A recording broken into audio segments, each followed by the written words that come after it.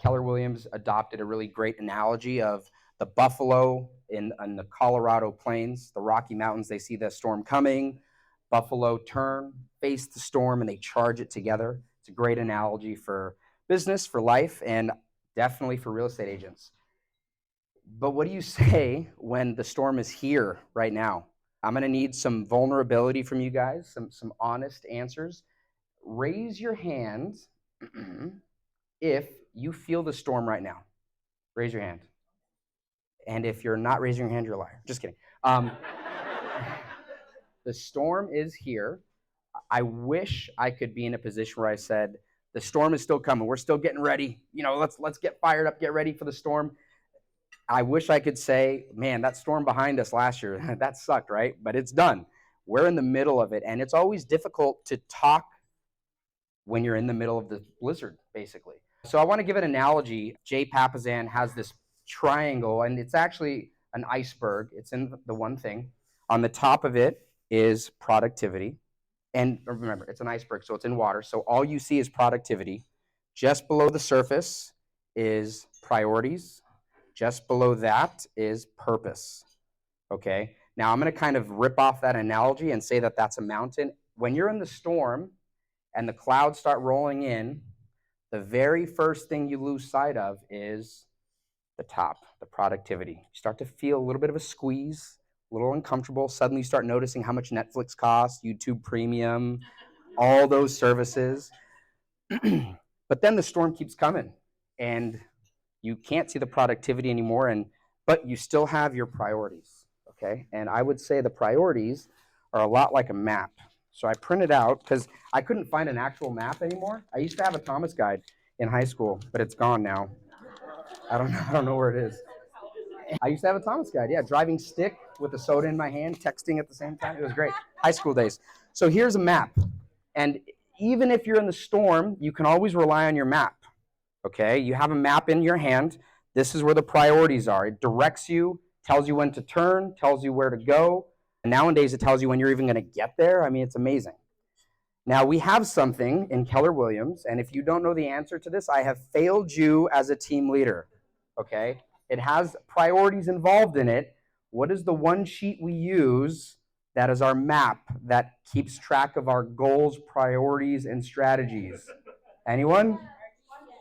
It's your 135, it's your GPS, okay? Now, again, I said we were going to get vulnerable here, okay? It's great to have a map. It's really nice, okay?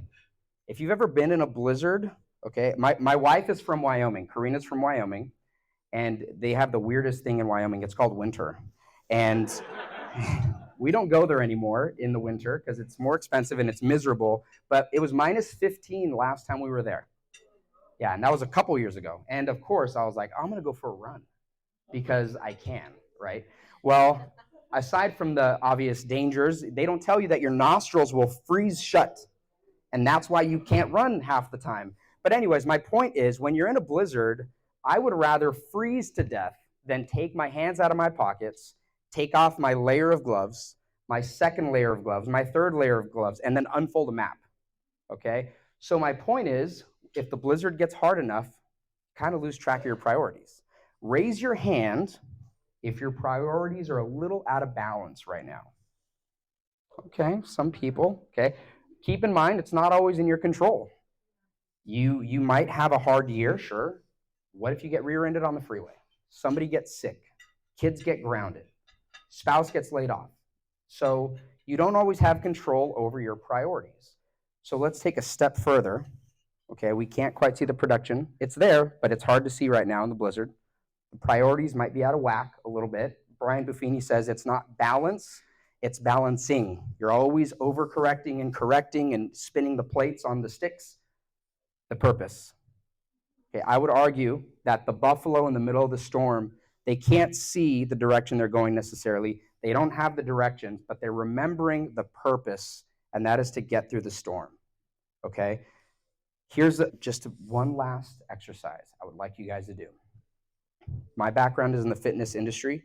Really difficult conversations there as well. Somebody is pre-diabetic, spouse gets really sick. You kind of have to talk through those things. Something we would always say is remember why you started.